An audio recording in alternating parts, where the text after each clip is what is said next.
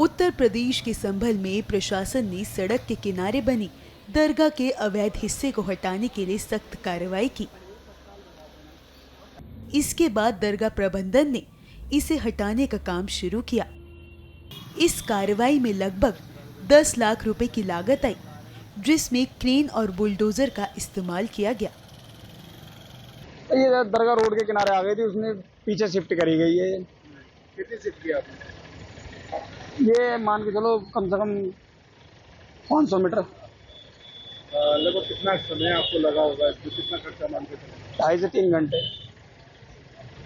घंटे। तकरीबन 1 महीने से भी ज़्यादा हो गया और तकरीबन ये 70 फीट पीछे आ गई है। आज कैसे दरगाह को हटाया गया?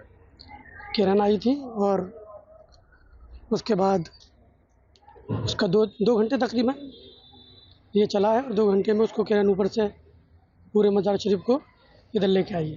अच्छा, अगर दरगाह की बात करें तो दरगाह कितना शिफ्ट किया गया पीछे? 70 फीट है तकरीबन रोड से दरगाह। हाँ, अब इमारत का काम बचा है। इमारत का काम बाकी है। कितने दिन में हो जाएगा लगभग? 5-6 दिन। बता दें, ये पूरी कार्रवाई कानून के दायरे में रहकर की गई। अतिक्रमण हटाने की यह प्रक्रिया में कई दिन लगे।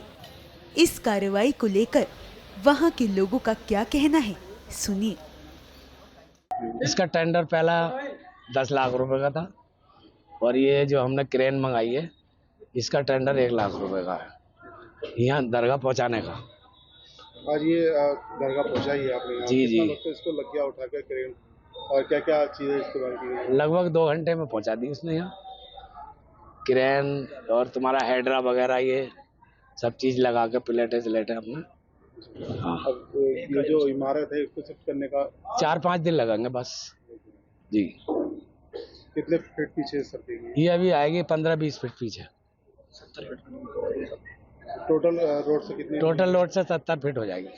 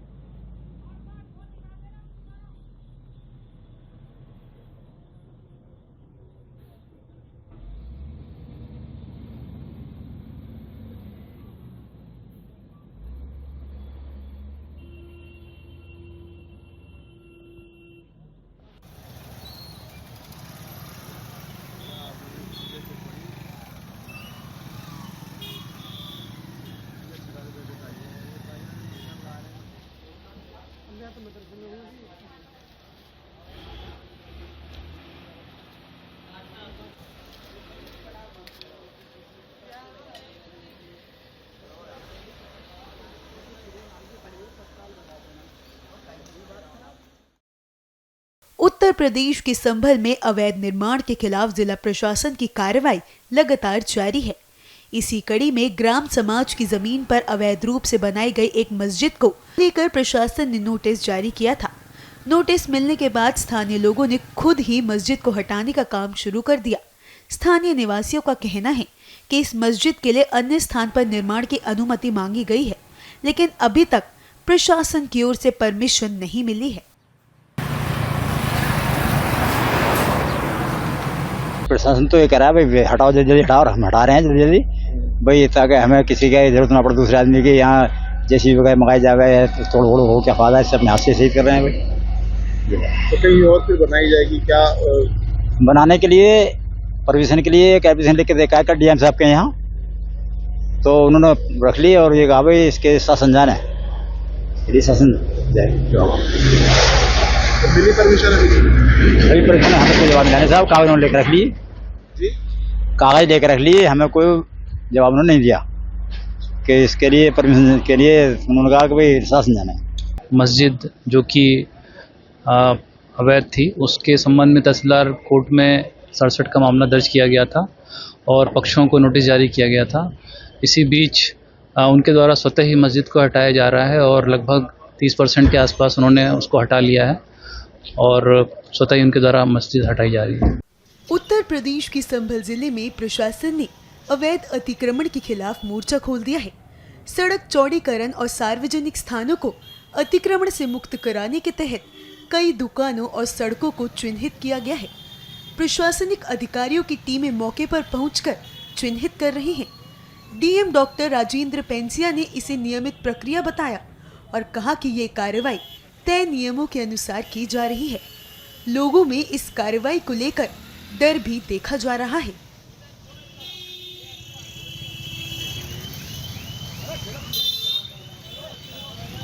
दो तरह से चौड़ीकरण का कार्य चल रहा है। एक हमारा जो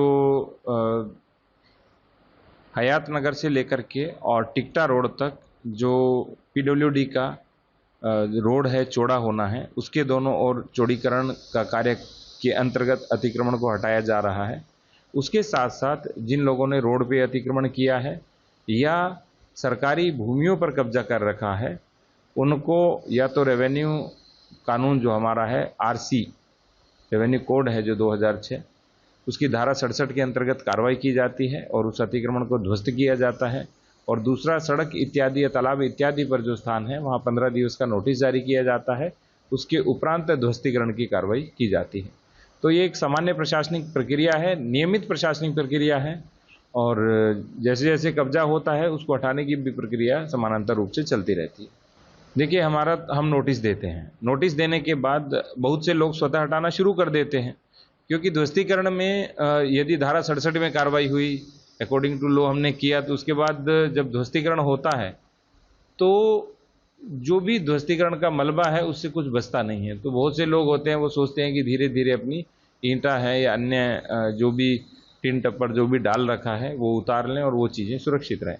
तो बहुत से लोग अपने आप ध्वस्तीकरण शुरू कर देते हैं। अन्यथा जब नोटिस का समय पूर्ण हो जाता है तो थ्रू प्रॉपर प्रोसेस लीगली हम चीज़ों को करते हैं और पूरा अतिक्रमण हटाते हैं।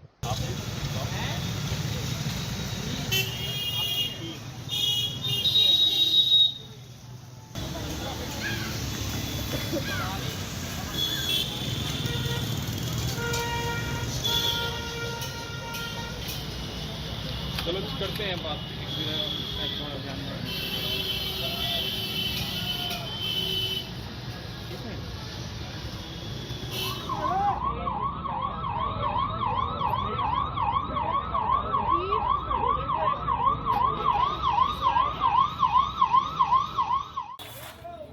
उत्तर प्रदेश की संभल जिले में कावड़ यात्रा मार्ग को साफ और सुचारू बनाए रखने के लिए प्रशासन ने अवैध अतिक्रमण के खिलाफ सख्त कार्रवाई शुरू कर दी है।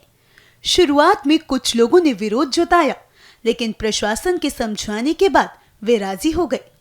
इसके बाद लोगों ने खुद ही अपने अतिक्रमण हटाने शुरू कर दिए। प्रशासन की सख्ती से कावड़ यात्रा मार्ग को जल्द ही पूरी तरह अतिक्रमण मुक्त किया जा रहा है। ये जनपद संभल में संपूर्ण कावड़ मार्ग पर अतिक्रमण को हटाए जाने का अभियान चलाया जा रहा है।